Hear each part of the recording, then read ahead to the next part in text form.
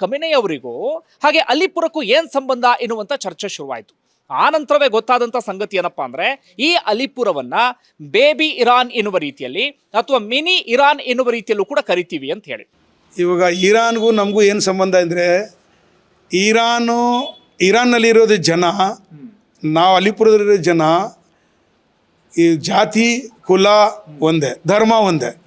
ಆದರೂ ಕೂಡ ಅವ್ರು ಅಲ್ಲಿದ್ದಾರೆ, ನಾವು ಇಲ್ಲಿದ್ದೀವಿ. ಇಡೀ ಪ್ರಪಂಚದಲ್ಲಿ ಎಷ್ಟು ಮುಸ್ಲಿಂ ಕಂಟ್ರೀಸ್ ಇದ್ದಾರೆ, 53 ಮುಸ್ಲಿಂ ಕಂಟ್ರೀಸ್ ಇದ್ದಾರೆ. ಯಾರನ್ನ ಒಬ್ಬರನ್ನಾಗಲಿ ಆ ದುಷ್ಕರ್ಮಿಗಳು, ಆ ಟೆರರಿಸ್ಟು ಇಬ್ಬರು ಇಸ್ರಾಯೇಲ್ ಮತ್ತು ಅಮೆರಿಕಾಗೆ ಯಾರನ್ನ ಹೇಳ್ತಾರೆ ನೀವು ಮಾಡ್ತಾ ಇರೋದು ತಪ್ಪು, ನೀವು ಹೇಳೋದು ಒಂದು ಮಾತು, ಮಾಡೋದು ಒಂದು ಮಾತು, ಆಡೋದು ಒಂದು ಮಾತು, ನೈತಿಕತೆ ಇಲ್ಲ ನಿಮ್ಮ ಹತ್ರ, ಯಾರನ್ನ ಹೇಳೋರು? ಒಂದೇ ಅದು ಇರಾನ್. ಆ ಲೀಡ್ರ್ ನಮ್ಗೆ ಹೇಳೋದು ಧೈರ್ಯವಾಗಿ ಹೇಳ್ತಾಯಿದ್ರು, ನೀನು ತಪ್ಪು, ದೊಡ್ಡ ಶೈತಾನ್, ನೀನು ಮಾಡ್ತಾ ಇರೋದು ತಪ್ಪು. ಎಲ್ಲರೂ ಇಡೀ ಪ್ರಪಂಚಕ್ಕೆ ದಬ್ಬಾಳೆ ಮಾಡಿ ನೀನು ಗುಂಡಾಗರ್ದಿ ಮಾಡಿ ನೀನು ಕೈಲಿ ತೊಗೊಬೇಕು ಅಂತ ಇದೆಯಾ? ಎಲ್ಲರಿಗೂ ಸ್ವತಂತ್ರ ಇದೆ, ಎಲ್ಲರಿಗೂ ಆಜಾದಿ ಇದೆ, ಆರಾಮಾಗಿ ಜೀವನ ಮಾಡಬೇಕು. ಅವ್ರ ಕಂಟ್ರಿಗೆ ಅವ್ರು ಬಿಡು.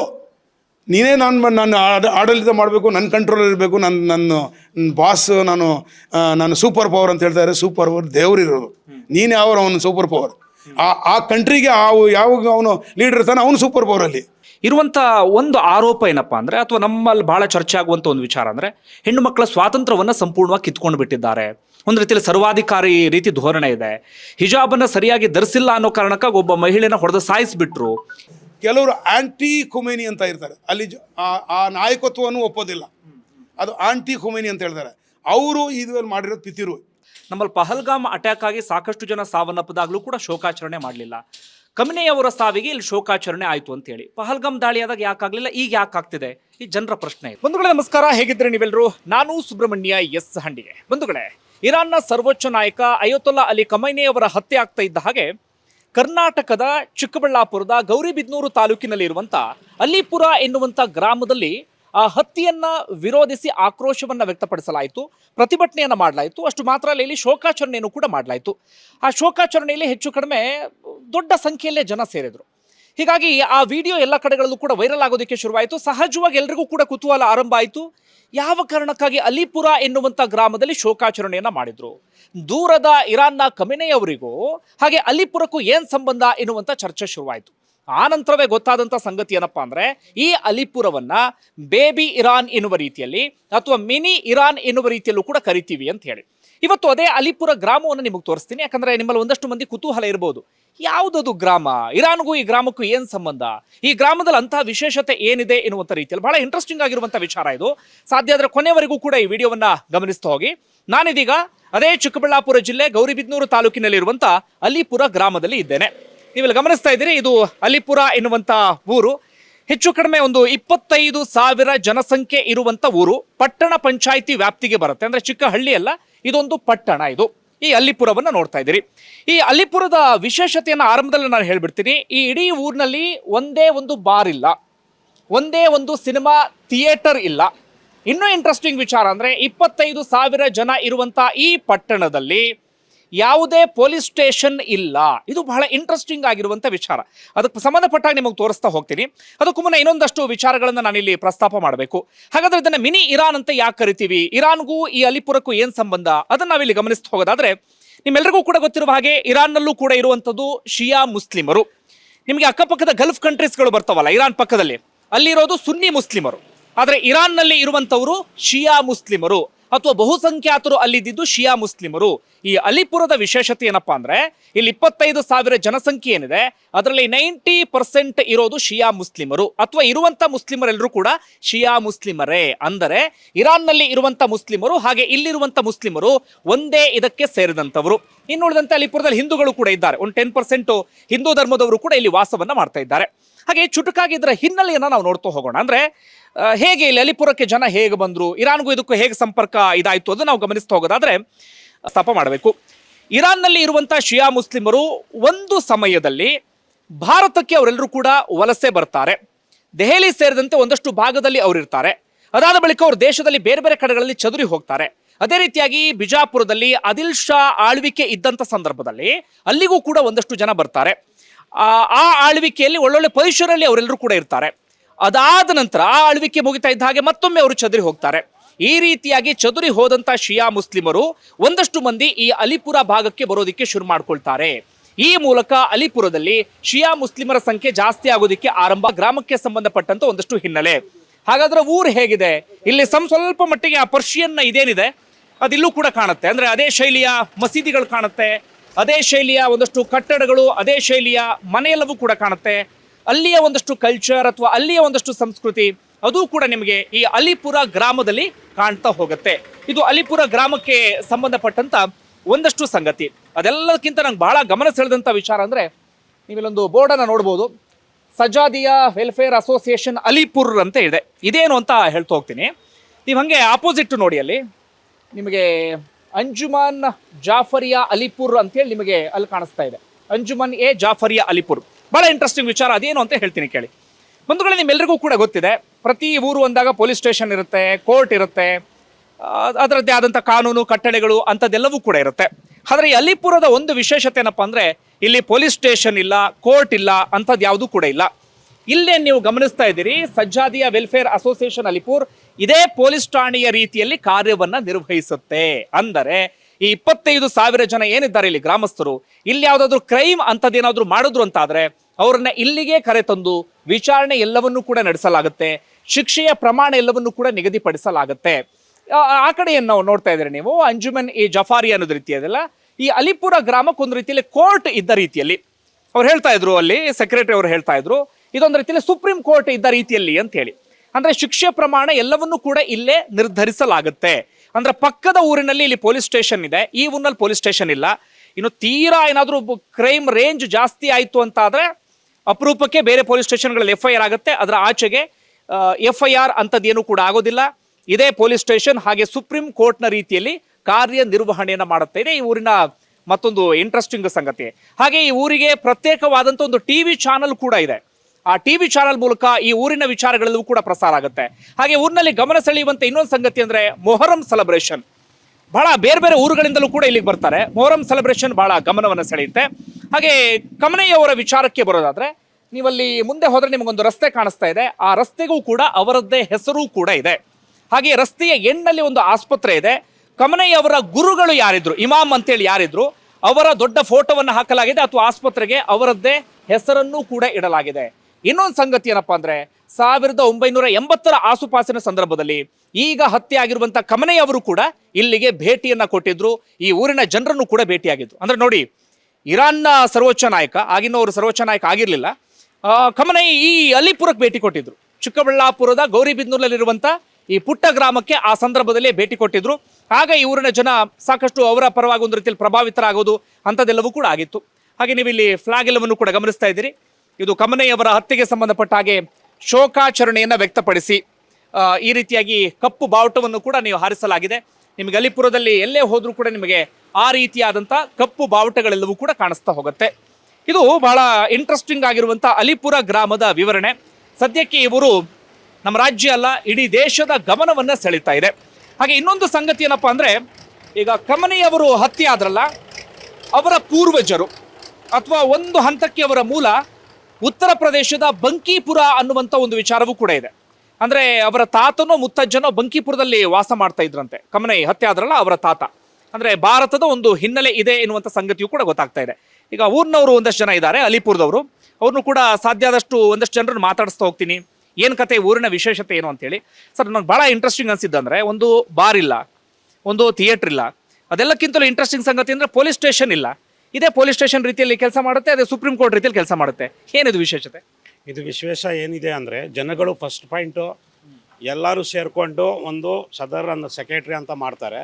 ಅದಕ್ಕೋಸ್ಕರ ಇವರು ಎಲ್ಲ ಇಸ್ಲಾಮಿಕ್ಕೋಸ್ಕರ ಇದು ಸ್ಟೇಷನ್ಟು ಕೋರ್ಟು ಕಚೇರಿ ಅಂದರೆ ಇದು ಜಾಸ್ತಿ ಇದಾಗುತ್ತೆ, ನಮಗೆ ಹಿಂಸೆ ಆಗುತ್ತೆ. ರಿಂಗ್ ಮೇಲೆ ರಿಂಗ್ ಅದಕ್ಕೋಸ್ಕರ ಇಲ್ಲೇ ತೀರ್ಮಾನ ಮಾಡಿಕೊಂಡ್ರೆ ನಮಗೆಲ್ಲ ಅನುಕೂಲ ಆಗುತ್ತೆ.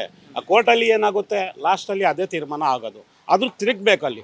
ಇಲ್ಲಿ ತಕ್ಷಣವೇ ತೀರ್ಮಾನ ಆಗುತ್ತೆ. ಅದಕ್ಕೋಸ್ಕರ ಇದು ಮಾಡಿದ್ವಿ. ನೀವು ಸಜ್ಜಾದಿಯಾ ವೆಲ್ಫೇರ್ ಅಂತ ಇವಾಗ ನೀವು ಹೇಳಿದ್ರಲ್ಲ, ಈ ಸಜ್ಜಾದಿಯಾ ವೆಲ್ಫೇರ್ ಏನು ಕೆಲಸ ಮಾಡ್ತದೆ ಅಂತ, ಸೋಷಲ್ ವರ್ಕರ್ ಎಲ್ಲಾದರೂ ಆಕ್ಸಿಡೆಂಟ್ ಆದರೆ ಒಂದು ಆಂಬುಲೆನ್ಸ್ ಇದೆ, ಒಂದು ಆಂಬುಲೆನ್ಸ್ ಹೋಗೋದು, ಜಾತಿ ಧರ್ಮ ಇದು ಅದು ಅಂತ ಏನೂ ನೋಡಲ್ಲ.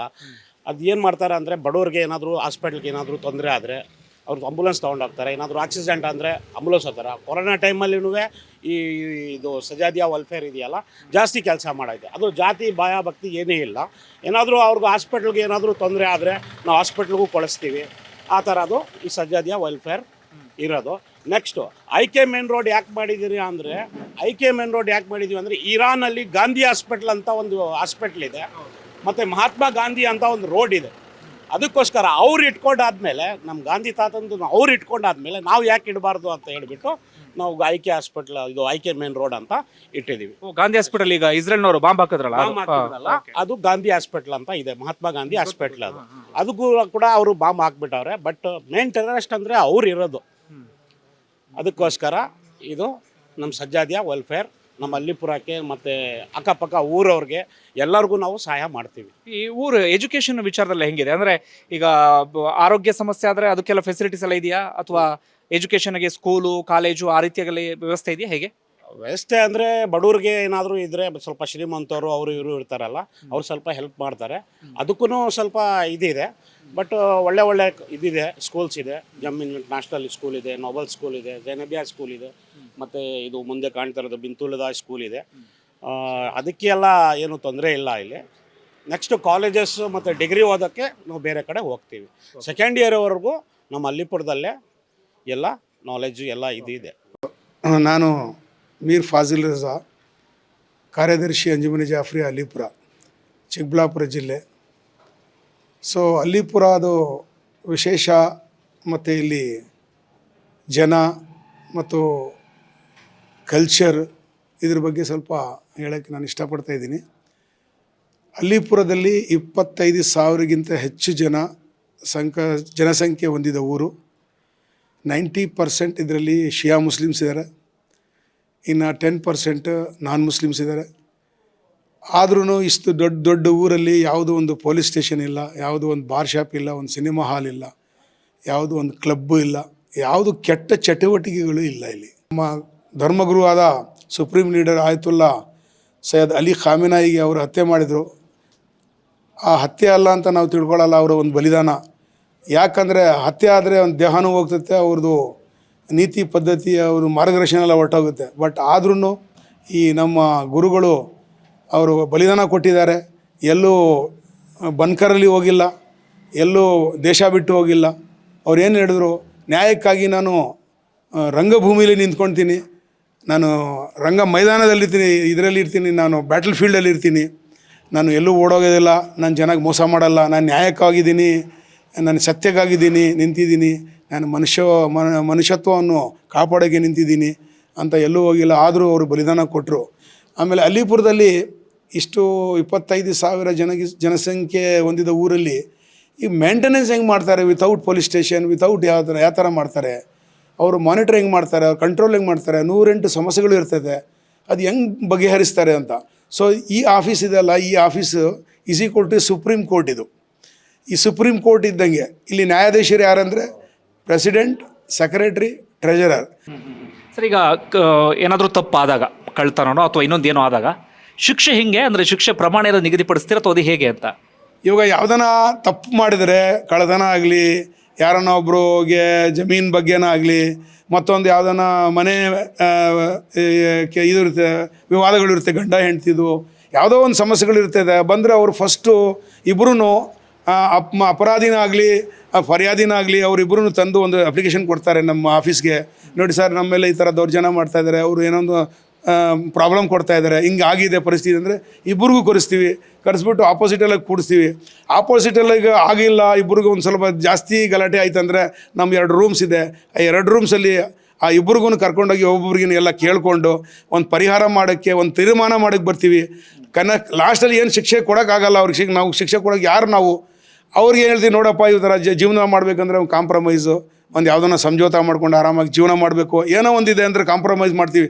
ಜಮೀನಿಗೆ ಜಗಳ ಮಾಡ್ಕೊಂಡ್ರೆ ಒಂದು 10 ಅಡಿ ಜಗಳ ಮಾಡ್ಕೊಂಡ್ರೆ 5 ಅಡಿ ನೀನು ತಗೋ, 5 ಅಡಿ ಹುಡು ತಗೋ ಅಂತ ಒಂದು ಕಾಂಪ್ರಮೈಸ್ ಮಾಡ್ತೀವಿ. ಗಂಡ ಹೆಂಡತಿ ಜಗಳ ಮಾಡ್ಕೊಂಡ್ರೆ ಒಂದು 3 ತಿಂಗಳು ಬೇರೆದು ಇಡ್ತೀವಿ. ನೀವು ಅವ್ರಿಗೆ ಗಂಡಂದು ಇದು ಗೊತ್ತಾಗಬೇಕು, ಇವನಿಗೆ ಹೆಂಡತಿದು ಇದು ಗೊತ್ತಾಗಬೇಕು ಅಂತ 3 ತಿಂಗಳಾದ್ಮೇಲೆ ಅವರಾಗೇ ಬರ್ತಾರೆ, ಸರ್ ನಾವು ಸೇರಿಸ್ಬಿಡಿ, ನಾವು ಒಂದಾಗ್ತೀವಿ ಅಂತ ಹೇಳ್ತಾರೆ. ಕಾಂಪ್ರಮೈಸ್ ಯಾವ ಥರ ಇದೆ ಅಂತ ಆ ಥರ ಮಾಡ್ತೀವಿ. ನಾವು ಯಾವತ್ತೂ ಸಂವಿಧಾನ ಬಿಟ್ಟು ಹೋಗಿಲ್ಲ, ನಾವು ಪ್ರಜಾಪ್ರಭುತ್ವದಲ್ಲಿ ಇದ್ದೀವಿ, ಅದೇ ಪಾಲನೆ ಮಾಡಿಕೊಂಡು ನಾವು ಕಾಂಪ್ರಮೈಸ್ ಮಾಡಿ ಯಾವತ್ತೂ ಇದ್ದವ್ರಿಗೆ ಅನಾಹುತ ಆಗಿಲ್ಲ, ಯಾವ ಶಿಕ್ಷೆ ಕೊಡೋದಿಲ್ಲ. ಸಣ್ಣ ಪುಟ್ಟ ಶಿಕ್ಷೆ ಅಂದರೆ ಕೈಯಿಂದ ಏಟುಗಳು ಮಾಡ್ತೀವಿ, ಆದ್ರೂ ಅವರು ಒಪ್ಕೊಳ್ತಾರೆ, ಅವ್ರು ಬೇಸರ ಮಾಡ್ಕೊಂಡಿಲ್ಲ. ಯಾಕಂದರೆ ನೀವು ಯಾರು ನಮ್ಗೆ ಹೊಡೆಯೋಕ್ಕೆ, ನಾವು ಇದರಲ್ಲಿ ಡೆಮೋಕ್ರಸಿಯಲ್ಲಿ ಇದ್ದೀವಿ, ನೀವು ಯಾರು ನಾವು ಹೊಡೆಯೋಕ್ಕೆ ಅಂದರೆ ಅವರು ಈ ವಾತಾವರಣ ನೋಡಿಕೊಂಡು ಇವರು ಒಳ್ಳೇದಾಗಿ ಮಾಡ್ತಾರಲ್ಲ, ನಾವು ಜೀವನ ಮಾಡೋಕ್ಕೆ ಒಳ್ಳೇದು ಚಾನ್ಸ್ ಇದೆ ಅಂತ ಅವರು ಬೆಂಬಲಿಸ್ತಾರೆ. ಸರ್, ಇನ್ನೊಂದು ಕುತೂಹಲದ ಪ್ರಶ್ನೆ, ನಾನು ಅದಕ್ಕೆ ಕೇಳ್ಪಟ್ಟಂಗೆ ಇಲ್ಲಿ ಬಾರ್ ಇಲ್ಲ, ಥಿಯೇಟರ್ ಇಲ್ಲ, ಆ ಥರದ್ದೇನೂ ಕೂಡ ಇಲ್ಲ ಅಂತ, ಅಂದರೆ ಯಾವ ಕಾರಣಕ್ಕಾಗಿ? ಕಾರಣ ಏನಂದರೆ ಇವಾಗ ಬಾರ್ ಥಿಯೇಟರ್ ಇದ್ದರೆ ಯಾವತ್ತೂ ಬಾರ್ ಅಂದರೆ ಗೊತ್ತೈತಲ್ಲ ನಿಮಗೆ, ಬಾರಲ್ಲಿ ಏನಾಗುತ್ತೆ ಅಂತ. ಇವಾಗ ನೀವು ಹೇಳಿದ್ರೆ ಬಾರ್ ಶಾಪ್ ಇಲ್ಲ, ಮತ್ತು ಒಂದು ಸಿನಿಮಾ ಥಿಯೇಟರ್ ಇಲ್ಲ, ಎಂಟರ್ಟೈನ್ಮೆಂಟ್. ಸಿನಿಮಾ ಅಂದರೆ ಎಂಟರ್ಟೈನ್ಮೆಂಟ್. ಸೊ ಎಂಟರ್ಟೈನ್ಮೆಂಟ್ ಇಲ್ಲಿ ಹೆಂಗಿದೆ ಅಂದರೆ ಊರಲ್ಲಿ ಬಾರ್ ಶಾಪ್ದು ಹೇಳಿದ್ದೀನಿ, ಬಾರ್ ಶಾಪಲ್ಲಿ ಬರೀ ಗೊಂದಲ, ಬರೀ ಟೆನ್ಷನ್ಗಳು, ಬರೀ ಸಮಸ್ಯೆಗಳೇನೆ. ಅದಕ್ಕೆ ಯಾರೂ ಹಿಂದೂ ಬ್ರದರ್ಸು ಕೂಡ ನಾವು ಮುಸ್ಲಿಮ್ಸ್ ಬ್ರದರ್ಗೆ ನಮಗೆ ಸಪೋರ್ಟ್ ಮಾಡ್ತಾರೆ. ಒಳ್ಳೆ ಕೆಲಸ ಮಾಡಿದ್ದೀರಾ ಸರ್, ಒಳ್ಳೇದಾಗಲಿ, ಇದು ಬೇಕಾದ್ರೆ ಯಾರನ್ನ ಕುಡಿಯೋನು ಇದ್ದರೆ ಮನೇಲಿ ಕುಡೀಲಿ, ಅವ್ನಿಗೆ ಇಷ್ಟ ಇದ್ದರೆ ಮಾಡ್ಕೊಳ್ಳಿ, ರೋಡಲ್ಲಿ ಬೀಳೋದು ಹೋಗೋದು ಗಲಾಟೆ ಮಾಡೋದು ಬೇಡ, ಇದು ಒಳ್ಳೆ ಕೆಲಸ ಮಾಡಿದ್ದೀರಾ. ಎಷ್ಟೋ ಜನ ಬಂದು ಸುಮಾರಿಗೆ ನಮಗೆ ಇದು ಕೊಟ್ಟಿದ್ರು, ಏನೋ ನನ್ನ ಅಪ್ಲಿಕೇಶನು, ನಾವು ಬಂದು ಬಾರ್ ಶಾಪ್ ಮಾಡಬೇಕು ಅಲ್ಲಿಪುರದಲ್ಲಿ ಸರ್ಕಲ್ದಲ್ಲಿ, ನಾವು ಊರಲ್ಲಿ ಮಾಡೋದಿಲ್ಲ ಸರ್ಕಲಲ್ಲಿ ಮಾಡ್ಕೊಳ್ತೀವಿ ಅಂತ. ಅಲ್ಲಿ ಬಾರ್ ಶಾಪಲ್ಲಿ ಅದು ಪರ್ಮಿಷನ್ ಕೊಡೋದು ಅಲ್ಲಿ ಅವ್ರ ಅಧಿಕಾರಿಗಳು ಹೇಳಿದ್ರೆ, ಸರ್ ಫಸ್ಟು ಹೋಗ್ಬಿಟ್ಟು ಅಲ್ಲಿಪುರದಲ್ಲಿ ಗ್ರಾಮ ಪಂಚಾಯತಿ ಮತ್ತು ಹಾಗೂ ಈ ಅಂಜುಮನೆ ಜಾಫರಿ ಅಂತ ಒಂದು ಸಂಘ ಇದೆ, ಅಲ್ಲಿ ಆ ಸಂಘಕ್ಕೆ ಪರ್ಮಿಷನ್ ಕೇಳಿ ಅವ್ರು ಹೂ ಅಂದರೆ ನಾವು ಕೊಡ್ತೀವಿ. ಆವತ್ತು ತನಕ ನಾವು ಯಾವತ್ತೂ ಇದು ಪರಿಸ್ಥಿತಿ ಆ ಒಂದು ಎನ್ವೈರ್ಮೆಂಟ್ ನಾವು ಕೆಡ್ಸೋಕೆ ಹೋಗಲ್ಲ ಅಂತ ಅಷ್ಟು ಜನ ಸುಮಾರು ಜನ ಹೋಗಿ ಕೇಳಿದ್ದಾರೆ, ಆಗಲೂ ಪರ್ಮಿಷನ್ ಕೊಟ್ಟಿಲ್ಲ. ಸರ್ಕಾರನೂ ಬೆಂಬಲ ಕೊಡ್ತದೆ, ಒಳ್ಳೆ ಕೆಲಸ ಮಾಡ್ತಾ ಇದ್ದಾರೆ ಅಂತ. ಇವಾಗ ಎಂಟರ್ಟೈನ್ಮೆಂಟ್ ಬಗ್ಗೆ ಹೇಳ್ತೀರಾ ನೀವು, ಇಲ್ಲಿ ಒಂದು ಸಪ್ರೇಟಾಗಿ ನಮ್ಮದು ಸ್ವಂತ ಒಂದು ಮೀಡಿಯಾ ಚಾನಲ್ ಇದೆ, ಅದು ಅಲಿ ಚಾನಲ್ ಅಂತ, ಇದರಲ್ಲಿ ತೋರಿಸ್ತೀನಿ ನಿಮಗೆ. ಅದು ಏನಂದರೆ ಸಪ್ರೇಟ್ ಲೋಕಲ್ ಮೀಡಿಯಾ ನಮ್ಮದು. ಏನನ್ನ ಇಲ್ಲಿ ಚಟುವಟಿಕೆ ನಡೀಲಿ ಅಲ್ಲಿಂದ ಡೈರೆಕ್ಟಾಗಿ ಇವಾಗ ನಾವು ಲೈವ್ ಟೆಲಿಕಾಸ್ಟ್ ಮಾಡ್ತೀವಿ. ಏನನ್ನ ಚಟುವಟಿಕೆ ಆಗಲಿ, ಇವಾಗ ಯಾವುದೋ ನಮ್ಮ ಮೆರವಣಿಗೆ ಬಂತು, ಯಾವುದೋ ನಿಮ್ಮದು ಗಣೇಶದು ಮತ್ತೊಂದು ಇತ್ತು, ಅದು ಕೂಡ ಲೈವ್ ಮಾಡ್ತೀವಿ. ನೋಡಿ ಎಷ್ಟು ಶಾಂತಿಯುತವಾಗಿ ಅವ್ರು ಏನು ಮಾಡ್ತಾಯಿದ್ದಾರೆ. ನಾವು ನಮ್ಮದು ಏನೋ ನಮ್ಮ ಮೊಹರಂ ಹಬ್ಬ ಆಗಲಿ, ಯಾವುದನ್ನು ರಂಜಾನ್ ಹಬ್ಬ ಆಗಲಿ, ಅದು ಲೈವ್ ಮಾಡ್ತೀವಿ. ಅದು ಅವ್ರು ನೋಡ್ತಾ ಇರ್ತಾರೆ, ಅವ್ರು ನೋಡಿ ಹೇಳ್ತಾರೆ, ನೋಡಿ ಎಷ್ಟು ಚೆನ್ನಾಗಿ ಮಾಡಿದ್ದಾರೆ, ಅವರು ಎಷ್ಟು ಕ್ಲೀನಾಗಿ ಮಾಡಿದ್ದಾರೆ, ಎಷ್ಟು ಚೆನ್ನಾಗಿದೆ, ನಾವು ಬೆಂಬಲಿಸ್ಬೇಕು. ಅವರು ಚಾನಲೇ ಇದೆ ಸಪ್ರೇಟಾಗಿ, ಅಲಿ ಚಾನಲ್ ಅಂತ ಇದೆ ನಮ್ಮದು, ಅದು ಓನ್ಲಿ ಫಾರ್ ಲೋಕಲ್ ಮೀಡಿಯಾ ಅದು. ಆಮೇಲೆ ಇನ್ನೊಂದುಗಳು ಅವು ಮತ್ತು ಈಗ ಇದು ಬೇರೆ ಸೋಷಿಯಲ್ ಮೀಡಿಯಾದು ಬರ್ತಾಯಿದೆ ಸುಮಾರು ಚಾನಲ್ಗಳು. ಆ ಚಾನಲ್ಗಳು ನಾವು ಡೈರೆಕ್ಟಾಗಿ ನಮ್ಮ ಈ ಚಾನಲ್ಗೆ ತೊಗೊಳ್ತೀವಿ, ನಾವು ಡೈರೆಕ್ಟ್ ರಿಲೇ ಕೊಡಲ್ಲ. ಅದರಲ್ಲಿ ಕೆಟ್ಟ ಯಾವುದಿದೆ ಅದೆಲ್ಲ ಸೆನ್ಸರ್ ಮಾಡ್ತೀವಿ, ಸೆನ್ಸರ್ ಮಾಡಿ ಅವೆಲ್ಲ ಬಿಡ್ತೀವಿ. ಇವಾಗ ಯಾವುದೋ ಒಂದು ಜಿ ಚಾನಲ್ ತಗೊಳ್ಳಿ, ಸೋನಿ ಚಾನಲ್ ತಗೊಳ್ಳಿ, ಅದರಲ್ಲಿ ಸುಮಾರು ಕೆಟ್ಟು ಇದು ಬರ್ತದೆ, ಅದು ನಾವು ಸೆನ್ಸರ್ ಮಾಡಿಬಿಡ್ತೀವಿ. ಅದು ಹೇಳ್ತಾರೆ ಒಳ್ಳೇದು ಮಾಡಿ ಸರ್, ಅದು ಮಾಡಿದ್ರೆ ತುಂಬ ಮಕ್ಕಳೆಲ್ಲ ನೋಡ್ತಾರೆ, ಅದು ಮಾಡಿ ನಮ್ಗೆ ಬೇಕಾಗಿರೋದು ಎಷ್ಟಿದೆ, ನಮ್ಗೆ ಜೀವನಕ್ಕೆ ಮತ್ತು ನಮಗೆ ನಮ್ಮ ಬಾಳಕ್ಕೆ ಎಷ್ಟು ಬೇಕಿದೆ ಅಷ್ಟೇ ನೀವು ಸೆನ್ಸಾರ್ ಮಾಡಿ ಕಳಿಸ್ತೀರ, ತುಂಬ ಒಳ್ಳೇದಾಯ್ತು. ಅದು ಬೇರೆದು ಯಾವುದೋ ಈಗ ಇತ್ಯಾದಿ ಚಾನಲ್ಗಳಿದೆ, ನೀವು ನೋಡಿ ನೆಕೆಡ್ ಚಾನಲ್ಸು, ಸೆಕ್ಸಿ ಚಾನಲ್ಸ್, ಇವೆಲ್ಲ ನಾವೆಲ್ಲ ಸೆನ್ಸಾರ್ ಮಾಡಿಬಿಡ್ತೀವಿ. ಸೆನ್ಸಾರ್ ಮಾಡಿ ಸುಮಾರಾಗಿ 300 ಚಾನಲ್ ಬರ್ತದೆ, ಆ 300ರಲ್ಲಿ ಸುಮಾರಾಗಿ 50 ಚಾನಲ್ ಸೆನ್ಸಾರ್ ಮಾಡ್ತೀವಿ ನಾವು, ಮಾಡಿ ಮಿಕ್ಕಿದೆಲ್ಲ ಕಳಿಸ್ತೀವಿ. ನಮ್ಮ ಮುಖಾಂತರ ಬರ್ತಾರೆ, ಅವರು ಕೂಡ ಸಪೋರ್ಟ್ ಮಾಡ್ತಾರೆ. ಯಾರು ನಮ್ಮ ಚಾನಲ್ ಡೈರೆಕ್ಟ್ ನಮಗೆ ಟೆಲಿಕಾಸ್ಟ್ ಮಾಡ್ತಾರಲ್ಲ ಕೇಬಲ್ ಲೈನಲ್ಲಿ, OFC ಕೇಬಲಲ್ಲಿ, ಅವರು ಹೇಳ್ತಾರೆ ಸರ್ ತುಂಬ ಒಳ್ಳೆ ಕೆಲಸ ಮಾಡ್ತಾಯಿದ್ದೀರಾ, ನಮಗೂ ದುಡ್ಡು ಬೇಕಾಗಿಲ್ಲ, ನಮಗೆ ಒಳ್ಳೆತನ ಬೇಕು, ತುಂಬ ಚೆನ್ನಾಗಿ ಮಾಡ್ತೀರಾ ಅಂತ. ಫಾರ್ ಎಕ್ಸಾಂಪಲ್ ಯಾವತ್ತನ ನಮ್ಮದು ಪ್ರೋಗ್ರಾಮ್ ಆಯಿತು, ಇಲ್ಲಿ ನಮ್ಮದು ಒಂದು ಮೀಡಿಯಾ ಸ್ಟುಡಿಯೋ ಇದೆ. ಸ್ಟುಡಿಯೋಲ್ಲಿ ಯಾವುದಾನ ಒಂದು ಏಲಾನ್ ಮಾಡಬೇಕು, ಒಂದು ಅನೌನ್ಸ್ಮೆಂಟ್ ಮಾಡಬೇಕು, ಈ ಥರ ಒಂದು ಪ್ರೋಗ್ರಾಮ್ ನಡೀತಾ ಇದೆ. ಆವಾಗ ಎಲ್ಲ ಚಾನಲ್ಗಳು ನಾವು ಅಲ್ಲಿ ಫೋನ್ ಮಾಡ್ತೀವಿ ಸೆಂಟ್ರಲ್ಗೆ, ಬೆಂಗಳೂರಿಗೆ ಸೆಂಟ್ರಲ್ ಇದೆ ಅಲ್ಲಿ, ಸರ್ ಸದ್ಯಕ್ಕೆ ನಿಮ್ಮ OFC ಆಫ್ ಮಾಡಿ ಅಲ್ಲಿಪುರದು, ಆ OFC ಆಫ್ ಮಾಡಿಬಿಡ್ತಾರೆ. ಯಾವ ಚಾನಲ್ ವರ್ಕ್ ಆಗೋಲ್ಲ, ಎಕ್ಸೆಪ್ಟ್ ನಮ್ದು ಏನು ಅನೌನ್ಸ್ಮೆಂಟ್ ಇದೆ ಅಷ್ಟು ಮಾತ್ರ ಹೋಗುತ್ತೆ. ತಿರ್ಗಿ ಅವ್ರು ಕೇಳ್ತಾರೆ ಏನು ಸರ್ ಲೈನ್ ಕ್ಲಿಯರ್ ಮಾಡಲ್ಲ ಅಂತ, ಲೈನ್ ಕ್ಲಿಯರ್ ಮಾಡಿದ ತಕ್ಷಣ ಮೇರೆದೆಲ್ಲ ಚಾನಲ್ಸ್ ಹೋಗುತ್ತೆ. ಇನ್ನೊಂದು ಕುತೂಹಲ ಇದರ ಆಚೆಗೆ, ಈಗ ದೂರದ ಇರಾನ್ಗೂ ಈ ನಮ್ಮ ಕರ್ನಾಟಕದ ಚಿಕ್ಕಬಳ್ಳಾಪುರದ ಗೌರಿಬಿದನೂರಲ್ಲಿರುವಂಥ ಅಲಿಪುರಕ್ಕೂ ಏನು ಸಂಬಂಧ? ನೀವು ಹೇಳ್ತಾ ಇದ್ರಿ ಇಲ್ಲಿರುವಂಥ 120-130 ಸ್ಟೂಡೆಂಟ್ಸ್ ಅಲ್ಲಿ ಓದ್ತಾ ಇದ್ದಾರೆ, ಅಲ್ಲಿ ವ್ಯವಹಾರ ಮಾಡ್ತಿದ್ದಾರೆ ಅಂತೇಳಿ. ಜೊತೆಗೆ ಖಮೇನಿ ಅವರ ಸಾವಿಗೆ ಇಲ್ಲಿ ಶೋಕಾಚರಣೆಯೂ ಕೂಡ ಮಾಡಲಾಯಿತು. ಇರಾನ್ಗೂ ಇಲ್ಲಿಗೂ ಏನು ಸಂಬಂಧ ನಮ್ಮ ಕರ್ನಾಟಕದ ಅಲಿಪುರಕ್ಕೆ? ಇವಾಗ ಇರಾನ್ಗೂ ನಮಗೂ ಏನು ಸಂಬಂಧ ಅಂದರೆ, ಇರಾನ್ನಲ್ಲಿರೋದು ಜನ, ನಾವು ಅಲಿಪುರದಲ್ಲಿರೋ ಜನ, ಈ ಜಾತಿ ಕುಲ ಒಂದೇ, ಧರ್ಮ ಒಂದೇ, ಆದರೂ ಕೂಡ ಅವ್ರು ಅಲ್ಲಿದ್ದಾರೆ, ನಾವು ಇಲ್ಲಿದ್ದೀವಿ ಅಂದರೆ ಅವರು ನಮ್ಮ ಧರ್ಮಗುರುಗಳು. ಇವಾಗ ಅಲಿ ಖಾಮೆನಿ ಇದ್ರಲ್ಲ, ಅವರು ಧರ್ಮಗುರು ಅಂತ ಇಡೀ ವಿಶ್ವಕ್ಕೆ ಅಂದರೆ ನಮ್ಮ ಜನಕ್ಕೆ ಆದ್ರೆ ನಮ್ಮ ಜನಕ್ಕೇನೆಲ್ಲ ಶಿಯಾ ಅಂತಲ್ಲ, ಎಲ್ಲ ಮುಸ್ಲಿಮ್ಸ್ಗೆ ಎಲ್ಲ ಯಾರಿಗೂ ಹೃದಯ ಅವ್ರಿಗೂ ಏನೋ ಜೀವಿತವಾಗಿದೆ ಹೃದಯ ಅವ್ರಿಗೆ ಲೀಡ್ರ್ ಅವರು. ಯಾಕಂದರೆ ಸತ್ಯಕ್ಕಾಗಿ, ನ್ಯಾಯಕ್ಕಾಗಿ, ಧರ್ಮಕ್ಕಾಗಿ ಮತ್ತು ಮನುಷ್ಯತ್ವಕ್ಕಾಗಿ ಅವರು ನಿಂತಿರೋದು. ಇವಾಗ ನೀವು ಫಲಸ್ತೀನಲ್ಲಿ ನೋಡಿರ್ಬೋದು, ಫಲಸ್ತೀನಲ್ಲಿ ಬೇರೆಯವರು ಇದ್ದಾರೆ, ನಮ್ಮ ಕ್ಯಾಸ್ಟ್ ಅವರು ಇಲ್ಲ, ಅಲ್ಲಿ ಬರೀ ಮುಸ್ಲಿಮ್ಸ್ ಇದ್ದಾರೆ, ಅಲ್ಲಿ ನಮ್ಮ ಶಿಯಾ ಮುಸ್ಲಿಮ್ಸ್ ಇಲ್ಲ ಅಲ್ಲಿ. ಆದರೂ ಕೂಡ ಅವರು ಬೆಂಬಲ ಕೊಡ್ತಾ ಇದ್ದಾರೆ ಮೊದಲಿಂದಾನೇ. ನಾವು ಇದ್ದೀವಿ, ನೀವು ಹೆದರ್ಕೊಂಬೇಡಿ, ಅವ್ರು ನಿಮ್ಮ ದೌರ್ಜನ್ಯ ಮಾಡ್ತಾರೆ, ನಿಮಗೆ ಮೇಲೆ ದಬ್ಬಾಳೆ ಮಾಡ್ತಾ ಇದ್ದಾರೆ, ಆದರೂ ನಿಮಗೆ ನಾವು ಸಪೋರ್ಟ್ ಮಾಡ್ತೀವಿ ಅಂತ ಮಾಡ್ಕೊಂಡ್ಬಂದರು. ಈಗಲೂ ಕೂಡ ಮಾಡ್ತಾಯಿದ್ರು. ಬಟ್ ಇವಾಗ ಯಾಕೆ ಅವರು ಇಡೀ ಪ್ರಪಂಚದಲ್ಲಿ ಎಷ್ಟು ಮುಸ್ಲಿಮ್ ಕಂಟ್ರೀಸ್ ಇದ್ದಾರೆ, 53 ಮುಸ್ಲಿಮ್ ಕಂಟ್ರೀಸ್ ಇದ್ದಾರೆ. ಯಾರನ್ನ ಒಬ್ಬರನ್ನಾಗಲಿ ಆ ದುಷ್ಕರ್ಮಿಗಳು, ಆ ಟೆರರಿಸ್ಟು ಇಬ್ಬರು ಇಸ್ರಾಯೇಲ್ ಮತ್ತು ಅಮೆರಿಕಾಗೆ ಯಾರನ್ನ ಹೇಳ್ತಾರೆ ನೀವು ಮಾಡ್ತಾ ಇರೋದು ತಪ್ಪು, ನೀವು ಹೇಳೋದು ಒಂದು ಮಾತು, ಮಾಡೋದು ಒಂದು ಮಾತು, ಆಡೋದು ಒಂದು ಮಾತು, ನೈತಿಕತೆ ಇಲ್ಲ ನಿಮ್ಮ ಹತ್ರ ಯಾರನ್ನ ಹೇಳೋರೆ? ಒಂದೇ ಅದು ಇರಾನ್, ಆ ಲೀಡ್ರ್ ನಮ್ಗೆ ಹೇಳೋದು ಧೈರ್ಯವಾಗಿ ಹೇಳ್ತಾಯಿದ್ರು, ನೀನು ತಪ್ಪು, ದೊಡ್ಡ ಶೈತಾನ್, ನೀನು ಮಾಡ್ತಾ ಇರೋದು ತಪ್ಪು, ಎಲ್ಲರೂ ಇಡೀ ಪ್ರಪಂಚಕ್ಕೆ ದಬ್ಬಾಳೆ ಮಾಡಿ, ನೀನು ಗುಂಡಾಗರ್ದಿ ಮಾಡಿ ನೀನು ಕೈಲಿ ತೊಗೊಬೇಕು ಅಂತ ಇದೆಯಾ? ಎಲ್ಲರಿಗೂ ಸ್ವತಂತ್ರ ಇದೆ, ಎಲ್ಲರಿಗೂ ಆಜಾದಿ ಇದೆ, ಆರಾಮಾಗಿ ಜೀವನ ಮಾಡಬೇಕು. ಅವ್ರ ಕಂಟ್ರಿಗೆ ಅವ್ರು ಬಿಡು, ನೀನೇ ನಾನು ಆಡಳಿತ ಮಾಡಬೇಕು, ನನ್ನ ಕಂಟ್ರೋಲ್ ಇರಬೇಕು, ನನ್ನ ಬಾಸ್, ನಾನು ಸೂಪರ್ ಪವರ್ ಅಂತ ಹೇಳ್ತಾರೆ. ಸೂಪರ್ ಪವರ್ ದೇವ್ರಿರೋದು, ನೀನು ಅವನು ಸೂಪರ್ ಪವರ್.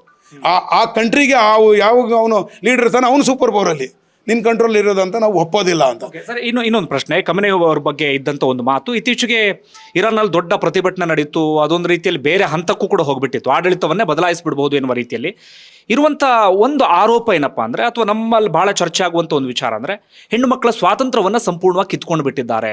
ಒಂದು ರೀತಿಯಲ್ಲಿ ಸರ್ವಾಧಿಕಾರಿ ರೀತಿ ಧೋರಣೆ ಇದೆ, ಹಿಜಾಬನ್ನು ಸರಿಯಾಗಿ ಧರಿಸಿಲ್ಲ ಅನ್ನೋ ಕಾರಣಕ್ಕಾಗಿ ಒಬ್ಬ ಮಹಿಳೆನ ಹೊಡೆದು ಸಾಯಿಸಿಬಿಟ್ರು, ಈ ರೀತಿಯಾಗಲ್ಲ ಒಂದಷ್ಟು ವಾದಗಳಿದೆಯಲ್ಲ. ಅಂದರೆ ಖಮೇನಿ ಅವ್ರ ಬಗ್ಗೆ ಅಂದರೆ ಹೊರ ಜಗತ್ತಿನಲ್ಲಿ ಒಂದು ದ್ವೇಷ ಅಥವಾ ಬೇರೆ ಇದಕ್ಕೆ ಇಂಥ ಒಂದಷ್ಟು ವಿಚಾರಗಳ ಕಾರಣ ಅಂದರೆ ಏನು ನೀವು ತಿಳ್ಕೊಂಡಂಗೆ? ಇದು ಅದು ರಿಜಿಮ್ ಚೇಂಜ್ ಮಾಡಬೇಕು, ಅಲ್ಲಿ ಲೀಡರ್ಶಿಪ್ ಚೇಂಜ್ ಮಾಡಬೇಕಂತ 40 ವರ್ಷದ ಇವ್ರ ಕೈನಲ್ಲಿ ಏನೂ ಆಗಿಲ್ಲ. ರಿಜಿಮ್ ಚೇಂಜ್ ಮಾಡೋಕ್ಕೆ ಅವ್ರ ನಾಯಕತ್ವವನ್ನು ಕಿತ್ಕೊಬೇಕು, ಅಲ್ಲಿ ಒಂದು ವಾತಾವರಣನ ಚೇಂಜ್ ಮಾಡಬೇಕು. ಇರೋದಲ್ಲ ಆಯಿಲ್ಗೆ ನಮ್ಮ ಕೈನಲ್ಲಿ ಬರಬೇಕಂತ ಇದನ್ನು ಒಂದು ಪಿತೂರಿ ಮಾಡಿದ್ರು ಅವರು. ಇವು ಹಿಜಾಬ್ ಎಲ್ಲ ಇಲ್ಲ. ಹಿಜಾಬ್ ಅಂದರೆ ನಮ್ಮ ಇಸ್ಲಾಂ ಧರ್ಮದಲ್ಲಿ ಇದೆ, ಅದಕ್ಕೆ ನಾವು ಖಂಡಿತವಾಗಿ ನೀವು ಬೈ ಫೋರ್ಸ್ ಅಂತ ಮಾಡ್ತಾ ಇಲ್ಲ. ಇಸ್ಲಾಮಲ್ಲಿ ಏನಿದೆ ನಾವು ಆ ಪ್ರಕಾರ ಅವರು ಹಿಜಾಬ್ ಇದೆ, ಅವ್ರಿಗೇನು ತೊಂದರೆ ಇಲ್ಲ. ಅದು ಒಂದು ಆ ಲೇಡಿಗೆ ಆ ಥರ ಮಾಡಿದ್ರಲ್ಲ, ಅದು ಬೇಕಾದಕ್ಕಾಗಿ ಒಂದು ಪ್ಲ್ಯಾನ್ ಮಾಡಿ ಅದು ಒಂದು ಆ ಸರ್ಕಾರವನ್ನು ಕೆಡಿಸ್ಬೇಕು, ಆ ಸರ್ಕಾರಕ್ಕೆ ಇದು ಧಕ್ಕೆ ತರಬೇಕಂತ ಮಾಡಿದ್ರು ಅಷ್ಟೇ, ಬೇರೆ ಏನಿಲ್ಲ. ಅಲ್ಲಿ ಇರೋದು ಈಗಲೂ ಅಷ್ಟೇ. ಈಗ ಅವರು ನಮ್ಮ ನಾಯಕತ್ವವನ್ನು ಕಿತ್ಕೊಂಡ್ಬಿಟ್ಟು ಸಾಯಿಸ್ಬಿಟ್ರಲ್ಲ, ಈಗ ತಕ್ಷಣವೇ ಚೇಂಜ್ ಆಗಬೇಕಾಗಿತ್ತು ಅಲ್ಲಿ. ಇವಾಗ ಲೀಡ್ರ್ ಇಲ್ಲಲ್ಲ, ತಕ್ಷಣ ಅವನು ಅಮೆರಿಕವನ್ನು ಬಂದು ನೀವೆಲ್ಲ ದಾಳಿ ಮಾಡಿ ನೀವು ಹೋಗಿ ಆಫೀಸೆಲ್ಲ ಇದ್ರ ಮೇಲೆ ನೀವು ದಬ್ಬಾಳೆ ಮಾಡಿ ತಗೊಳ್ಳಿ ನೀವು ಅಂತ ಹೇಳಿಲ್ಲ, ಯಾರನ್ನೂ ಹೋಗಲಿಲ್ಲಲ್ಲ. ಅವರು ಈಗಲೂ ಆ ಪಾತಲ್ಲೇ ಇದ್ದಾರೆ, ಆ ದಾರಿಯಲ್ಲೇ ಇದ್ದಾರೆ. ಇದು ಸತ್ಯನೇ, ಇದು ನಿಜಾನೇ ಅಂತ. ಆ ಥರದ್ದು ಏನಿಲ್ಲ, ಸುಳ್ಳು ಅವೆಲ್ಲ. ಅಂದರೆ ಹೆಣ್ಮಕ್ಳು ಸ್ವಾತಂತ್ರ್ಯವನ್ನು ಕಿತ್ಕೊಳ್ತಾ ಇಲ್ಲ ಅನ್ನೋ ರೀತಿಯಲ್ಲಿ ಈಗಲೂ ಅಷ್ಟೇ. ಅಂದರೆ ಅಷ್ಟು ದೊಡ್ಡ ಪ್ರತಿಭಟನೆ ನಡೀತು, ಒಂದು ಫೋಟೋ ಕೂಡ ವೈರಲ್ ಆಗಿತ್ತು, ಯಾವುದೋ ಒಂದು ಸಿಗರೇಟ್ ಸೇರ್ತಾರೋ ಅಂತ ಒಂದು ಹೆಣ್ಮಕ್ಳು ಫೋಟೋ ಎಲ್ಲ ವೈರಲ್ ಆಗಿತ್ತು. ಅಂದರೆ ಹೊರ ಜಗತ್ತು ತಿಳ್ಕೊಂಡಿರೋದು ಹಾಗೆ, ಅಲ್ಲಿ ಹೆಣ್ಮಕ್ಳು ಸ್ವಾತಂತ್ರ್ಯ ಸಂಪೂರ್ಣ ಕಿತ್ಕೊಂಡು ಬಿಟ್ಟಿದ್ದಾರೆ ಅಂತ. ಅಲ್ಲಿ ಇವಾಗ ಸುಮಾರು ಅಲ್ಲಿ 9 ಕೋಟಿ ಜನ ಅಲ್ಲಿ ಇರಾನ್ನಲ್ಲಿದೆ. ಇವಾಗ ನಾವು ನೋಡ್ದಂಗೆ ಇವಾಗ ಕರ್ನಾಟಕ ನಮ್ಮದು ರಾಜ್ಯ ಎಷ್ಟಿದೆ ಅಷ್ಟಿರ್ಬೋದು, ಮೋಸ್ಟ್ಲಿ 8 ಕೋಟಿ ಇಲ್ಲಿದೆ, ಅಲ್ಲಿ 9 ಕೋಟಿ ಇದ್ದಾರೆ, 7 ಕೋಟಿ ಹತ್ರ ಇದೆ. ಅಷ್ಟು ಒಂದು ಕಂಟ್ರಿಗೆ ಒಂದೇ ಒಂದು ಹ್ಯಾಂಡಲ್ ಇಟ್ಕೊಂಡು ಅಷ್ಟು ರಿಸ್ಟ್ರಿಕ್ಷನ್ಸು, ಅಷ್ಟು ಸ್ಯಾಂಕ್ಷನ್ಸು, ಏನು ಯಾವುದು ದೇಶದಿಂದ ಏನು ಕೊಂಡ್ಕೊಬಾರ್ದು, ಯಾವುದು ಕೊಡಬಾರ್ದು. ಆದರೂ ಕೂಡ ಅವರು ಆರಾಮಾಗಿ ನಿಯತಾಗಿ ಅದಕ್ಕೆ ಆ ಜನಸಂಖ್ಯೆಗೆ ಇದಕ್ಕೆ ಪ್ರಜೆಗೆ ಹೆಂಗೆ ಅವರು ತಗೊಂಡೋಗ್ತಾ ಇದ್ದಾರೆ, ಎಷ್ಟು ಫ್ರೀಡಮ್ ಆಗಿದೆ. ಕೆಲವರು ಆ್ಯಂಟಿ ಖುಮೇನಿ ಅಂತ ಇರ್ತಾರೆ, ಅಲ್ಲಿ ಆ ನಾಯಕತ್ವವನ್ನು ಒಪ್ಪೋದಿಲ್ಲ, ಅದು ಆಂಟಿ ಖುಮೇನಿ ಅಂತ ಹೇಳ್ತಾರೆ. ಅವರು ಇದು ಮಾಡಿರೋದು ಪಿತಿರು. ಇದಕ್ಕೆ ಬೆಂಬಲ ಯಾರಂದರೆ ಇಸ್ರಾಯೇಲ್ ಮತ್ತು ಅಮೆರಿಕ. ಅದಕ್ಕೆ ಮಾಡಿ ಇವ್ರ ಹತ್ರ ಮಾಡಿದ್ರೆ ಏನೋ ಒಂದು ಆಗುತ್ತೆ ಅಂತ ಮೋಸಾಡ್ ಹೋಗ್ಬಿಟ್ಟು ಒಳಗಡೆ ಇವರು ನಮ್ಮ ಇಸ್ರಾಯೇಲ್ದು ಸುಮಾರು 10-15 ವರ್ಷ ಒಳಗಡೆ ಕೆಲಸ ಮಾಡಿದ್ದಾರೆ. ಅಲ್ಲೇ ಹೋಗ್ಬಿಟ್ಟು ಅಲ್ಲೇ ಒಂದು ಆ ಧರ್ಮವನ್ನು ಒಪ್ಕೊಂಡು ಆ ಧರ್ಮದ ಹುಡುಗಿಯನ್ನು ಮದುವೆ ಮಾಡಿಕೊಂಡು ಆರಾಮಾಗಿ ಇದ್ಕೊಂಡು ಇವೆಲ್ಲ ಪಿತೂರು ಮಾಡಿದ್ರು. ಲಾಸ್ಟಲ್ಲಿ ಸಿಕ್ತು ಅವರು, ಇವೆಲ್ಲ ಪ್ರತಿಭಟನೆ ಆಯ್ತಲ್ಲ ಅದು ಕೆಟ್ಟು ಅಂತ. ಆಮೇಲೆ ಗೊತ್ತಾಯ್ತವ್ರು ಏನು ಇದು ತಪ್ಪು ಇದು ನಿಜ ಅಂತ. ಈಗೆಲ್ಲ ನಾರ್ಮಲ್ ಆಗಿದೆ. ಓಕೆ, ಇನ್ನೊಂದು ಪ್ರಶ್ನೆ ಅಂದರೆ, ಈಗ ಅಂದರೆ ಇಲ್ಲಿ ಇತಿಹಾಸಕ್ಕೆ ಸಂಬಂಧಪಟ್ಟ ಹಾಗೆ ಅಂದರೆ ನಾನು ತಿಳ್ಕೊಂಡಿರೋದು ನಾನು ನಿಮ್ಗೆ ಹೇಳ್ತೀನಿ. ಅಂದರೆ ನಾನು ತಿಳ್ಕೊಂಡಿರೋ ಪ್ರಕಾರ ಇರಾನ್ನಲ್ಲಿ ಇದ್ದಂಥ ಶಿಯಾ ಮುಸ್ಲಿಮರು ಯಾವುದೋ ಒಂದು ಸಂದರ್ಭದಲ್ಲಿ ದೆಹಲಿಗೆ ಒಂದಷ್ಟು ಜನ ವಲಸೆ ಬರ್ತಾರೆ. ಅದಾದ ಬಳಿಕ ಅವರು ಬಿಜಾಪುರದ ಆದಿಲ್ ಶಾಗಳಿರ್ತಾರಲ್ಲ ಅಲ್ಲಿಗೆ ಕೆಲಸ ಮಾಡ್ತಾಯಿದ್ರು ಅಥವಾ ಅಲ್ಲಿ ಇದ್ದರು. ಅದಾದ ನಂತರ ಯಾವುದೋ ಒಂದು ಸಂದರ್ಭದಲ್ಲಿ ಅವರು ಅಲಿಪುರಕ್ಕೆ ಬಂದಿದ್ರು ಅಂತ. ಅಂದರೆ ನಿಮ್ಮ ಪೂರ್ವಜರು ಇರಾನ್ನವರು ಅನ್ನುವಂಥ ಒಂದು ಚರ್ಚೆ ವಾದ ಇದೆ, ಅದು ಸತ್ಯನಾ ಏನು? ಅದು ಅಂದರೆ ಹಿನ್ನೆಲೆ ಏನಿದು? ಇದು ಆ್ಯಕ್ಚುಯಲ್ ಹಿಸ್ಟ್ರಿ ಏನಂದರೆ ಇವಾಗ ಬಿಜಾಪುರ ಅಂದರೆ ಈಗ ವಿಜಯಪುರ ಅಂತ ಇದೆ. ಸೊ ಅದು Kingdom of Ali Adil Shah emperor, ಅಲ್ಲಿ ಒಂದು ದರ್ಬಾರ್, ಬಾದಶಾ ದರ್ಬಾರ್. ಇವಾಗ ಹೈದರಾಬಾದಲ್ಲಿ ನಿಜಾಮ್, ನಮ್ಮ ಮೈಸೂರಲ್ಲಿ ನಮ್ಮ ಟಿಪ್ಪು ಸುಲ್ತಾನ್, ಲಕ್ನೋನಲ್ಲಿ ವಾಜಿದ್ ಅಲಿ ಶಾ, ನಮ್ಮ ಇಲ್ಲಿ ಈ ಕಡೆ ಎಲ್ಲ ಉತ್ತರ ಕರ್ನಾಟಕ ಎಲ್ಲ ಅಲಿ ಆದಿಲ್ ಶಾ, ಅದು 3ನೇ ಅಲಿ ಆದಿಲ್ ಶಾ ಅಂತ. ಸೊ ಆವಾಗ ಅಲ್ಲಿಂದ ಅವರು ಬಂದಿರೋದು ಇಸ್ಫಹಾನಿಂದ, ಇರಾನಿಂದ ಇಸ್ಫಹಾನ್ ಅಂತ ಇದೆ, ಅಲ್ಲಿಂದ ಬಂದಿರೋದವರು. ಅವರು ಕಿಂಗ್ಡಮ್ ಅವರು ಮೊದಲಿಂದನೂ ಅಲ್ಲಿ ಬಂದು ಅವರು 200-300 ವರ್ಷ ಆಳಿದರು.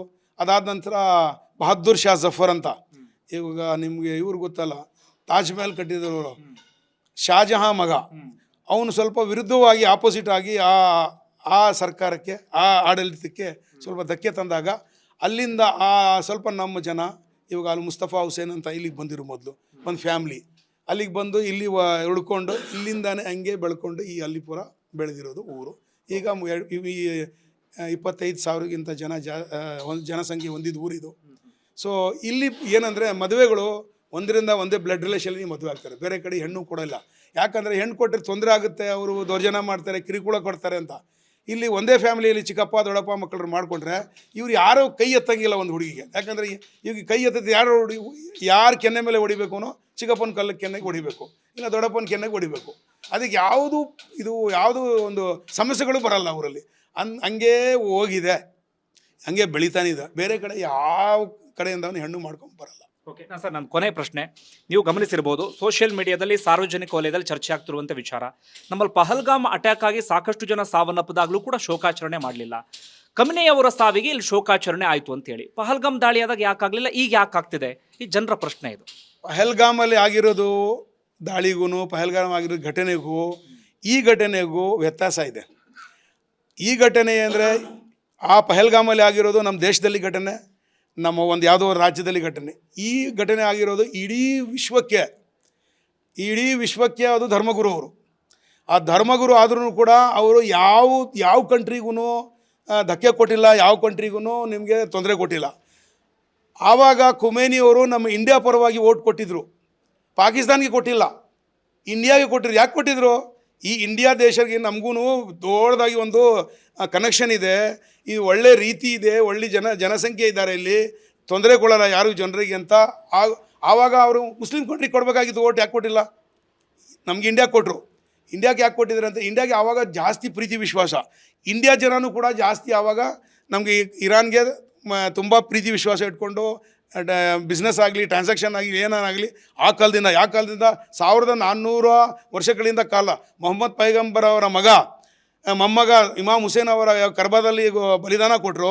ಆ ಟೈಮಲ್ಲಿ ಲಾಸ್ಟ್ ಹಂತದಲ್ಲಿ ಹೇಳಿದ್ರು, ನನಗೆ ಬಿಡಿ ನಾನು ಸೀದಾ ನನ್ನ ಭಾರತ ದೇಶಕ್ಕೆ ಹೊರಟೋಗ್ತೀನಿ ಅಂತ. ಆ ಕಾಲದಲ್ಲಿ 1400 ಕಡೆ ವರ್ಷದ ಕಳೆದ ಯಾಕೆ ಹೇಳಿದ್ರು? ಇಷ್ಟು ಪ್ರಪಂಚದಲ್ಲಿ ಇಷ್ಟು ದೇಶಗಳು ಬಿಟ್ಟು ನಮ್ಮ ಭಾರತನೇ ಹೋಗ್ತೀನಿ ಅಂತ ಯಾಕೆ ಹೇಳಿದ್ರು? ಭಾರತ ಮತ್ತು ಇರಾನ್ ನಡುವೆ ಸಂಘರ್ಷ ಅಂತ ವಾತಾವರಣ ನಿರ್ಮಾಣ ಆದರೆ ಅಕಸ್ಮಾತ್ ಅಪ್ಪಿತಪ್ಪಿ ಭಾರತ ದೇಶದ ಮತ್ತು ಇರಾನ್ ದೇಶದಲ್ಲಿ ಮಧ್ಯ ಏನ ಯುದ್ಧ ಆದರೆ ನಾವು ನಮ್ಮ ಭಾರತ ದೇಶದಲ್ಲಿ ಹುಟ್ಟಿ ಇಲ್ಲಿ ಬೆಳೆದು ಇಲ್ಲಿ ಬೆಳೆಸಿ ಇಲ್ಲಿ ಇರೋದ್ರಿಂದ ನ್ಯಾಯ ನೀತಿ ಸತ್ಯ ಬೇರೆ ಕಡೆ ಚರ್ಚೆ ಮಾಡೋದು. ನಾವು ಫಸ್ಟ್ ಆಕಾಂಕ್ಷಿ ನಮ್ಮದು ನಮ್ಮ ಕರ್ತವ್ಯ ಏನಂದರೆ ನಮ್ಮ ಭಾರತಕ್ಕಾಗಿ ನಮ್ಮ ದೇಶಕ್ಕಾಗಿ ನಾವು ಹೋರಾಡಬೇಕಂತ ನಮ್ಮ ಧಾರ್ಮಿಕ ಗುರುಗಳಾದ ಸೈಯದ್ ಅಲಿ ಖಾಮನಿ ಅವರು ನಮ್ಮ ಮೆಸೇಜ್ ಕೊಟ್ಟಿರೋದು. ನೀವು ಎಲ್ಲಿರ್ತೀರಿ, ಎಲ್ಲಿ ಬೆಳೆದು ಹುಟ್ಟಿರ್ತೀರ ಅಲ್ಲೇ ನೀವು ಅದರದ್ದೇ ಮಾತಾಡಬೇಕು, ಸತ್ಯ ನ್ಯಾಯ ಮನುಷ್ಯದಕ್ಕೋಸ್ಕರ ಹೋರಾಡಬೇಕು, ದೇಶದ ದ್ರೋಹಿಗಳು ಆಗಬಾರ್ದು ಅಂತ ನಮಗೆ ಅವ್ರ ಗುರುಗಳಾದ ಖಾಮನಿ ಅವರು ನಮಗೆ ಮೆಸೇಜ್ ಕೊಟ್ಟಾರೆ. ಬಂಧುಗಳು, ಇಲ್ಲಿ ಅಲಿಪುರ ಗ್ರಾಮ ಅಂದಾಗ ಬರೀ ಶಿಯಾ ಮುಸ್ಲಿಮರು ಮಾತ್ರ ಇಲ್ಲ, ಹಿಂದೂಗಳು ಕೂಡ ಇದ್ದಾರೆ. ಅವ್ರನ್ನ ಒಂದಷ್ಟು ಜನರ ಮಾತಾಡ್ತೀನಿ. ದಯವಿಟ್ಟು ಕ್ಷಮಿಸಿ, ಧರ್ಮದ ವಿಚಾರವನ್ನು ಪ್ರಸ್ತಾಪ ಮಾಡಬಾರ್ದು ಹಿಂದೂ ಅಥವಾ ಮುಸ್ಲಿಂ ಅಂತ ಹೇಳಿ. ಆದರೆ ಒಮ್ಮೊಮ್ಮೆ ಅದು ಅನಿವಾರ್ಯ ಆಗಿಬಿಡುತ್ತೆ, ಜೊತೆ ನಿಮ್ಗೆ ಅರ್ಥ ಆಗಲಿ ಅನ್ನೋ ಕಾರಣಕ್ಕಾಗಿ. ನೋಡ ಅವರ ಅನಿಸಿಕೆ ಏನು, ಅವರ ಅಭಿಪ್ರಾಯ ಏನು ಅಂತೇಳಿ ನನ್ನ ಜೊತೆಗೆ ಒಬ್ಬರಿದ್ದಾರೆ, ಅವ್ರನ್ನ ಮಾತಾಡ್ತೀನಿ. ಸರ್ ನಮಸ್ಕಾರ.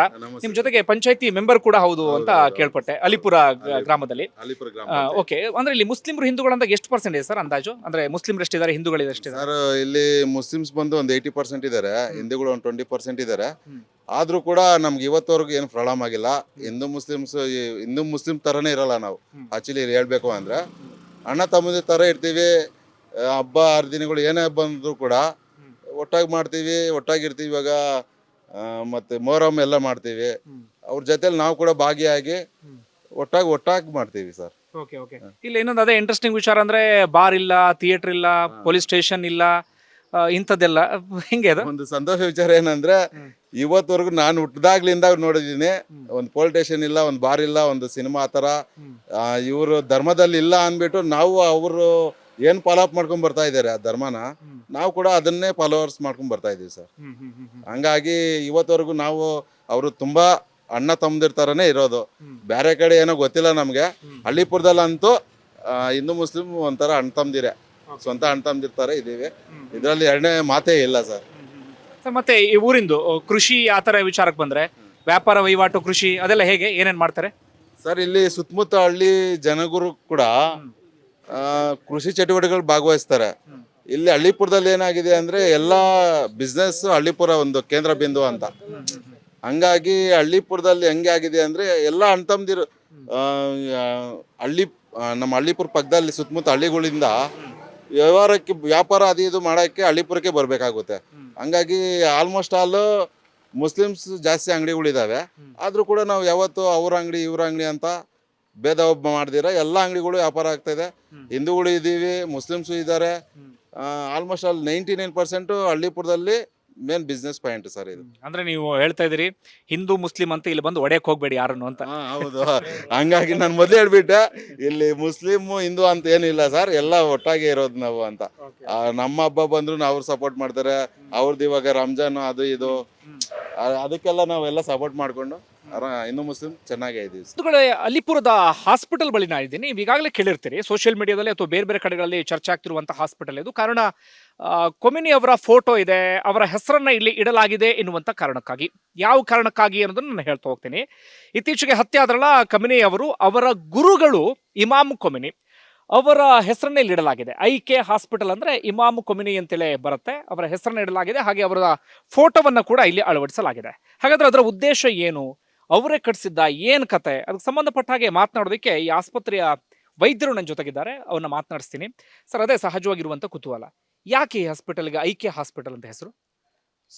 ಇಲ್ಲಿ ಆಯತುಲ್ಲಾ ಸೈಯದ್ ಅಲಿ ಖಾಮನೈ ಅಲಿಪುರ್ಗೆ ಭೇಟಿ ನೀಡಿದರು. ಆ ಸಮಯದಲ್ಲಿ ಅವರು ಇರಾನ್ದ ಅಧ್ಯಕ್ಷರಿದ್ದರು. ಅಲಿಪುರ್ ಭೇಟಿ ನೀಡಿದಾಗ ಇಲ್ಲಿ ಧರ್ಮಗುರು ಆಗಿದ್ದ ಸೈಯದ್ ಅಬ್ಬಾಸ್ ಹುಸೇನ್ ಅವರು ಅವರಿಗೆ ಸಲಹೆ ಕೊಟ್ಟರು. ಇಲ್ಲಿ ನಮ್ಮ ಹಾಸ್ಪಿಟ್ಲ್ ಅಲಿಪುರದಲ್ಲಿ ಹಾಸ್ಪಿಟ್ಲ್ ಇಲ್ಲ ಯಾವುದು, ಸುತ್ತಮುತ್ತ 20 ಕಿಲೋಮೀಟರ್ಸ್ ರೇಡಿಯಸಲ್ಲಿ ಹಳ್ಳಿಗಳಿಗೆ ಯಾವುದು ಆಸ್ಪತ್ರೆ ಇಲ್ಲ, ನಮಗೆ ಒಂದು ಆಸ್ಪತ್ರೆ ಇಲ್ಲಿ ನಿರ್ಮಾಣ ಮಾಡಬೇಕಂತ ಕೇಳ್ಕೊಂಡಾಗ ಅವರು ಕೂಡ ಸಲಹೆ ಕೊಟ್ಟರು, ಇಲ್ಲಿ ಹಾಸ್ಪಿಟ್ಲ್ ಮಾಡಿ ಅಂತ. ತಕ್ಷಣವೇ ಅಂಜುಮನೆ ಜಾಫರಿಯಾ ಅಂತ ನಮ್ಮದು ಸುಪ್ರೀಂ ಬಾಡಿ ಅಲಿಪುರದಲ್ಲಿದೆ ಸಂಘ, ಅವರು ಮೀಟಿಂಗ್ ಮಾಡಿ ಅಲಿಪುರದಲ್ಲಿ ಒಂದು ಆಸ್ಪತ್ರೆ ಬೇಕು ಅಂತ ಮೀಟಿಂಗ್ ಮಾಡಿದ್ರು. ತಕ್ಷಣ ಅಲಿಪುರ ಸ್ಥಳೀಯ ಜನಗಳು 10 ಎಕರೆ ಜಮೀನು ದಾನ ಮಾಡಿದ್ರು. ಮತ್ತು ಅಲಿಪುರ ಜನಗಳು, ಸ್ಥಳೀಯ ಜನಗಳು ಡೊನೇಷನ್ ಕೂಡ ಸ್ವಲ್ಪ ಎಷ್ಟು ಆಗುತ್ತೆ ಅಷ್ಟು ಡೊನೇಷನ್ ಮಾಡಿ ನಮ್ಮದು ಇಲ್ಲಿ ಆಸ್ಪತ್ರೆ ನಿರ್ಮಾಣ ಆಯಿತು. ಆಯತುಲ್ಲಾ ಖಾಮನಾಯಿ ಒಂದು ಸಲಹೆ ಕೊಟ್ಟರು, ಈ ಹಾಸ್ಪಿಟ್ಲ್ ಹೆಸರು ಇಮಾಮ್ ಖೊಮೈನಿ ಹಾಸ್ಪಿಟ್ಲ್ ಇಕ್ಕಿದ್ರೆ ಒಳ್ಳೇದಿರುತ್ತೆ. ಯಾಕಂದರೆ ನಮ್ಮದು ಧರ್ಮ ಶಿಯಾ ಮುಸ್ಲಿಂ ಧರ್ಮ, ನಮ್ಮದು ಧರ್ಮಗುರು ಇಮಾಮ್ ಖೊಮೈನಿ ಇದ್ದರು. ಆ ಟೈಮಲ್ಲಿ ಅವ್ರದ್ದು ತಿರೋದ ಮೇಲೆ ಖಾಮನಾಯಿ ಬಂದರು. ಇಮಾಮ್ ಖೊಮೈನಿ ಹಾಸ್ಪಿಟ್ಲ್ ಇಕ್ಕಿದ್ರೆ ಒಳ್ಳೇದಿರುತ್ತೆ, ಚೆನ್ನಾಗಿರುತ್ತೆ ಅಂತ ಅವ್ರದ್ದು ಸಲಹೆಯಿಂದ ನಮ್ಮದು ಇದು ಹಾಸ್ಪಿಟ್ಲ್ ಇಮಾಮ್ ಖೊಮೈನಿ ಹಾಸ್ಪಿಟ್ಲ್ ಅಂತ ಇಕ್ಕಿದ್ದೀವಿ. ಇದೇ ಥರ ಇರಾನಲ್ಲಿ ಕೂಡ ಒಂದು ಆಸ್ಪತ್ರೆ ಇದೆ, ಮಹಾತ್ಮ ಗಾಂಧಿ ಆಸ್ಪತ್ರೆ ಅಂತ ಇರಾನಲ್ಲಿ ಇದೆ. ಮೊನ್ನೆ ದಾಳಿಯಾಗಿದೆ ಗಾಂಧಿ ಆಸ್ಪತ್ರೆಯಲ್ಲಿ, ಮೊನ್ನೆ ದಾಳಿನೂ ಆಗಿದೆ ಇಮಾಮ್ ಖೊಮೈನಿ ಆಸ್ಪತ್ರೆಗೆ. ಮತ್ತು ಮಹಾತ್ಮ ಗಾಂಧಿ ರಸ್ತೆ ಕೂಡ ಇರಾನಲ್ಲಿ ಇದೆ. ಇದೇ ಥರ Hyderabad road number 7 Banjara hills road number 7 ಕೂಡ ಹೆಸರು ಕೂಡ ಇಮಾಮ್ ಖೊಮೈನಿ ರೋಡ್ ಅಂತ ಇದೆ ಹೈದರಾಬಾದ್ನಲ್ಲಿ. ಅದು ಇಂಡಿಯಾ ಮತ್ತು ಇರಾನ್ದು ರಿಲೇಷನ್ ತುಂಬ ಚೆನ್ನಾಗಿದೆ, ಮೊದಲಿಂದನೂ ಈಗಲೂ ಚೆನ್ನಾಗಿದೆ. ಅದು ಅವ್ರು ನಮ್ಮ ಹೆಸರು ಇಕ್ಕಿದ್ರೆ ನಾವು ಅವ್ರದ್ದು ಹೆಸರು ಇಕ್ಕಿದ್ದೀವಿ. ಮುಖ್ಯವಾಗಿ ನಮ್ಮದು ಧರ್ಮಗುರು ಇಮಾಮ್ ಖೊಮೈನಿ ಆದ್ರಿಂದ ನಾವು ಇದು ಇಮಾಮ್ ಖೊಮೈನಿ ಹಾಸ್ಪಿಟಲ್ ಅಂತ ಹಾಕಿದ್ದೀವಿ. ಓಕೆ, ಇಲ್ಲಿ ಫೆಸಿಲಿಟೀಸ್ ಎಲ್ಲ ಹೇಗಿದೆ, ಅಂದರೆ ಟ್ರೀಟ್ಮೆಂಟ್ಗೆ ಹೇಗಿದೆ, ಜೊತೆಗೆ ಟ್ರೀಟ್ಮೆಂಟ್ಗೆ ನಾವು ದುಡ್ಡು ಏನಾದ್ರು ಕೊಡಬೇಕಾ ಅಥವಾ ಹೇಗೆ? ಇಲ್ಲಿ ಫೆಸಿಲಿಟಿ ನಮ್ಮ ಹತ್ರ 30 ಬೆಡ್ ಹಾಸ್ಪಿಟ್ಲ್ ಇದೆ, ಶಸ್ತ್ರಚಿಕಿತ್ಸೆ ಇದೆ, ಪ್ರಯೋಗಶಾಲೆ ಇದೆ 24 ಗಂಟೆ, ಫಾರ್ಮಸಿ ಇದೆ ನಮ್ಮ ಹತ್ರ, ಔಷಧಾಲಯ. ಮತ್ತು ಇಲ್ಲಿ ಚಾರ್ಜಸ್ ಅಂತೂ ಇದು ತುಂಬ ತೀರಾ ಕಮ್ಮಿ ಚಾರ್ಜಸ್ಸು. ನಮ್ಮದು ಚಾರಿಟಬಲ್ ಹಾಸ್ಪಿಟ್ಲು. ಇಲ್ಲಿ ಕ್ಯಾಸ್ಟ್ ಆ್ಯಂಡ್ ಕ್ರೀಡ್ ಕಲರ್ ಏನಿಲ್ಲ, ಎಲ್ಲರಿಗೂ ಒಂದೇ ಥರ ರೀತಿ ಒಂದೇ ಥರ ಟ್ರೀಟ್ಮೆಂಟ್ ಮಾಡ್ತೀವಿ. OPD ನಮ್ಮದು 50 ರೂಪಾಯಿ ಇದೆ, ಬೆಡ್ ಚಾರ್ಜಸ್ 200 ರೂಪಾಯಿ ಇದೆ. ತೀರಾ ಕಮ್ಮಿ, ಗೌರ್ಮೆಂಟ್ ಹಾಸ್ಪಿಟ್ಲ್ಗಿಂತ ಸ್ವಲ್ಪ ಹೆಚ್ಚು ಕಡಿಮೆ ಇರ್ಬೋದು, ಅಷ್ಟೇ ನಮ್ಮದು ಚಾರ್ಜಸ್ ಇರೋದು. ಈಗ ಹಾಸ್ಪಿಟಲ್ ಆಚೆಗೆ ಅಲಿಪುರ ಗ್ರಾಮ ಇವತ್ತು ಇಡೀ ರಾಜ್ಯದ ಗಮನ ಸೆಳೀತಾ ಇದೆ. ಮಿನಿ ಇರಾನ್ ಅನ್ನೋ ರೀತಿಯಲ್ಲಿ ಕರಿತೀವಿ. ಇಲ್ಲಿ ಒಂದು 80 to 85% ಮುಸ್ಲಿಮರಿದ್ರೆ, ಒಂದು 15% ಹಿಂದೂಗಳು ಕೂಡ ಇದ್ದಾರೆ. ಹೇಗಿದೆ ಅವರ ನಡುವೆ ಸೌಹಾರ್ದತೆ ಹೇಗಿದೆ? ಅಲಿಪುರ ಗ್ರಾಮದ ಬಗ್ಗೆ ಏನು ಹೇಳ್ತೀರಿ? ಅಲಿಪುರ ಗ್ರಾಮದಲ್ಲಿ ನಮ್ಮದು ನೀವು ಹೇಳ್ದಂಗೆ 80% ಶಿಯಾ ಮುಸ್ಲಿಮ್ಸ್ ಇದ್ದಾರೆ. ನಮ್ಮದು ಕಲ್ಚರ್ ಎಲ್ಲ ನಮ್ಮದು ಧರ್ಮಗುರು ಆಯತುಲ್ಲಾ ಖಾಮನೈ ಆಗಿದ್ದರಿಂದ ಒಂದು ಕಲ್ಚರ್ ಇರಾನ್ ಥರ ಕಲ್ಚರ್ ಇದೆ ಇಲ್ಲಿ, ಇಸ್ಲಾಮಿಕ್ ಕಲ್ಚರ್. ಮತ್ತು ನಮ್ಮ ಹಿಂದೂ ಬಾಂಧವಗಳು ನಮ್ಮ ಸಹೋದರ ಆಗಿರ್ತ ಇದ್ದಾರೆ. ಮೊದಲಿಂದನೂ ನಮ್ಮದು ಪ್ರೋಗ್ರಾಮ್ಗೆ ಅವರು ಅಟೆಂಡ್ ಮಾಡ್ತಾ ಇದ್ದಾರೆ, ನಾವು ಅವ್ರದ್ದು ಪ್ರೋಗ್ರಾಮ್ಗೆ ನಾವು ಅಟೆಂಡ್ ಮಾಡ್ತೀವಿ. ನಮ್ಮ ಹತ್ರ ಏನು ಭೇದ ಭಾವನೆಗಳು ಇಲ್ಲ. ನಮ್ಮ ಸಿಬ್ಬಂದಿ ಕೂಡ ನೀವು ನೋಡಿ ಬಂದು 99% ನಮ್ಮ ಹಿಂದೂ ಸಿಬ್ಬಂದಿಗಳಿದ್ದಾರೆ.